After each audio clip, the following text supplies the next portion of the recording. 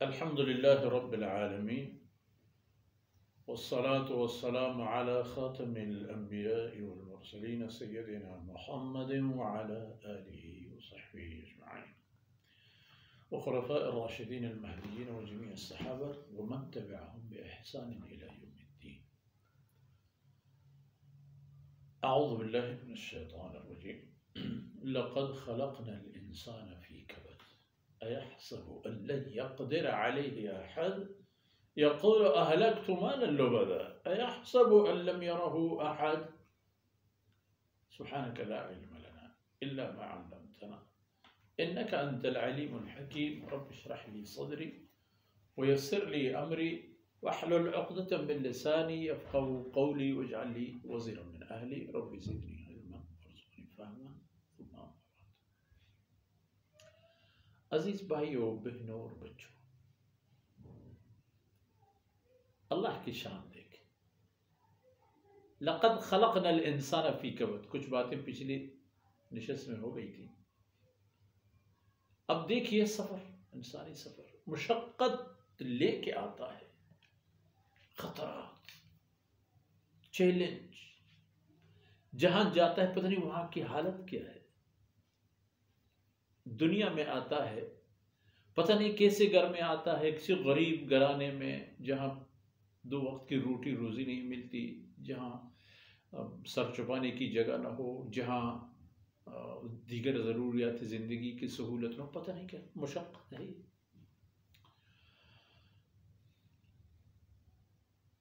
اور اس کے بعد بیماریاں، تکلیفیں، بھوک پیاس، پریشانی، سردی گرمی، حالات، مواقع، موسم، ان سے واسطہ پڑتا ہے.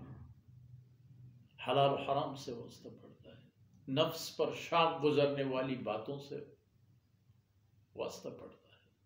لقد خلقنا الانسان فی کبد. زندگی پوری اسی طرح موت سے واسطہ. عالم برزخ میں پتہ نہیں کیا ہوگا، منکر نکیر کیا سلوک کریں گے، قبر کی حالت کیا ہوگی، میدان محشر میں کیا عالم ہوگا، پولیس رات کیسے عبور کر سکے گا. مشقت در مشقت. اب یہی انسان کیا کہے گا؟ اَيَحْسَبُ أَن لَّن يَقْدِرَ عَلَيْهِ أَحَدٌ. یہی سوچتا ہوگا. ہیں بہت سارے ہم ناقابل تسخیر.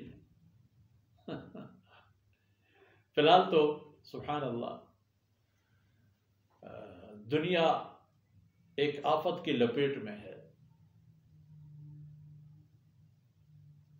جب اس بیماری کرونا کی وبا کی ابتدائی بات چھڑ گئی تھی چین سے، اس سے پہلے چین کے صدر نے کہا تھا کہ ہم ناقابل تسخیر ہیں. جب کرونا نے ان کو جھنجھوڑا، معمولی سی چیز میں کبھی کبھار اپنے جمعہ کی معروضات میں مقتدی حضرات سے عرض کیا تھا، میں نے کہا کہ نعوذ باللہ اس چھوٹے سے حقیر ترین جرثومہ کے بجائے اگر ڈائناسور کا لشکر اللہ پاک چھوڑ دیتے تو کیا ہوتا، اور اللہ کے لیے کون سی مشکل بات ہے. سمجھتا یہی انسان کہ میں ناقابل تسخیر ہوں. کورونا کے 3 مہینے کے بعد اسی ملک کے صدر نے دوبارہ کہا کہ پتہ نہیں ہمارا انجام کیا ہوگا. امریکی صدر نے اعلان کیا کہ کورونا ہمیں فائدہ دینے کی ایک بہترین موقع ہے. لیکن دنیا گواہ ہے کہ اس بیماری میں سب سے زیادہ جانی نقصان امریکہ میں ہوا. جو ملک جتنا غریب اور بے بس اتنا ہی محفوظ. صومالیہ جیسے ممالک، افریقہ کے غریب ترین ممالک، افغانستان جیسے جنگ زدہ اور مصیبت زدہ قوم اور ملک، وہ نسبتاً زیادہ محفوظ رہے. اب ایک لہر آئے اور دوسرا جائے، تیسرے آئے، اسی طرح دنیا اس کی گرفت میں ہے. اَيَحْسَبُ أَن لَّن يَقْدِرَ عَلَيْهِ. کسی کو قدرت نہیں ہے اس کو کنٹرول کرنے کا. یہی سمجھتا ہے او بھائی کیا ہو. ضعیف ترین مخلوق اللہ کے مخلوقات میں سے اگر سوچا جائے تو شاید انسان ہی ہو. اس سلوں کے مجموعے سے اللہ نے بنایا ہے. ذرات جیسے بلاکوں کے ذریعے سے اللہ نے بنایا. دو چند بلاک نکال دو ڈیمیج ہو جائے گی. اللہ یقول اہلکت مالا لبدا، میں تو اتنا سارا مال خرچ کر چکا ہوں. کون سا مال؟ گندم، زمین کی پیداوار میں سے فروٹ، انواع و اقسام کی خوردنی چیزیں، یہی خرچ کر چکے ہو.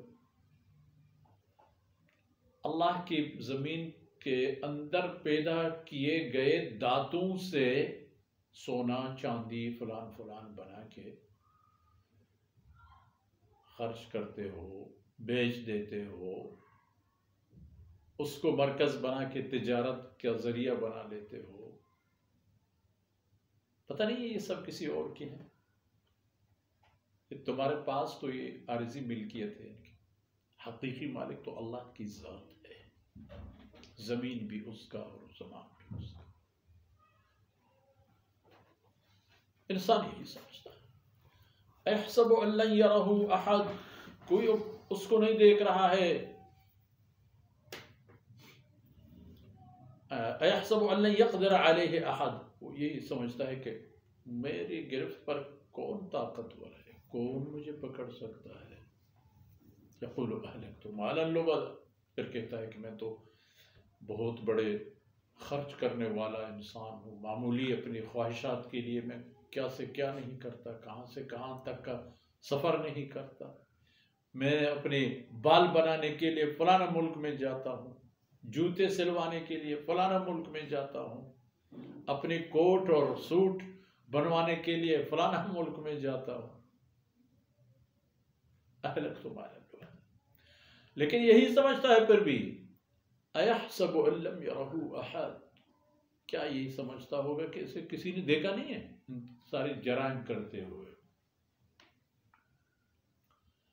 اللہ کی نافرمانی کی حالت میں کسی نے اس کو نہیں دیکھا ہے. یہ کرامن کاتبین جو اس کی کندھوں پہ مسلط موجود، اس کی دائیں بائیں پر موجود، اس کی ساتھی اور رفیق ہیں، وہ تو نوٹ کر رہے ہیں ذرہ ذرہ. اس لیے تاکہ یہ انسان جب حساب و کتاب کی باری آئے